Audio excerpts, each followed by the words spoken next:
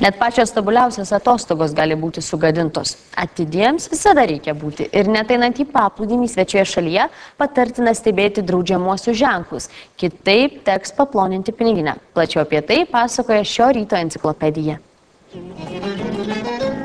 Europos vartotojų centrai atliko tyrimą, norėdami išsiaiškinti, ar visose ES šalyse galima be apribojimų poilsiauti paplūdimiuose.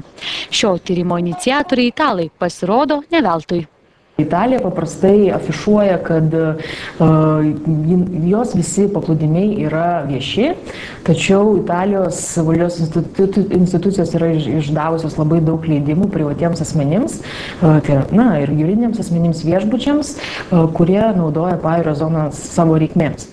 Ir tose zonose savame suprantama negalima gulėti būtent tose vietose, kur yra išpirktos vietos svečiams.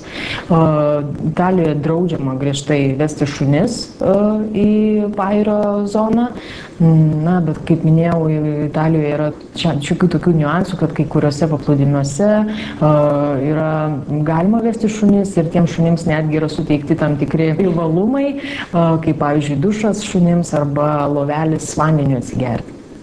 Tokiuose šalyse kaip Norvegija ir Čekija kai kurie paplūdimiai priklauso privatiems asmenims, todėl reikia ieškoti ženklų su leidimu ilsėtis pajūryje.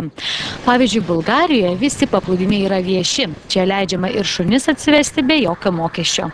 Ir trečioji grupė paplūdimių, tai yra tokių, į kuriuos galima laisvai ateiti ir juose būti be jokio papildomo mokesčio, tačiau tam tikrų gyvūnų atsivedimas į pajūrį yra griežčiau reglamentuotas. Pavyzdžiui, Olandijoje priėjimas prie jūros yra nemokamas, tačiau šunis atsivesti į pajūrį yra griežtai draudžiama.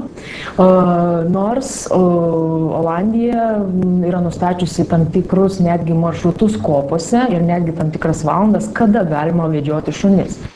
Daugelis ES šalių nors į paplūdimius leidžia atsivesti šunis, tačiau dažna draudžia jūroje augintiniams maudytis. Tad Europos vartotojų centras informuoja, atidumui neleisti atostogauti. Prieš išsirengdami į paplūdimius pasidomėkite leidimais poilsiauti prie jūros.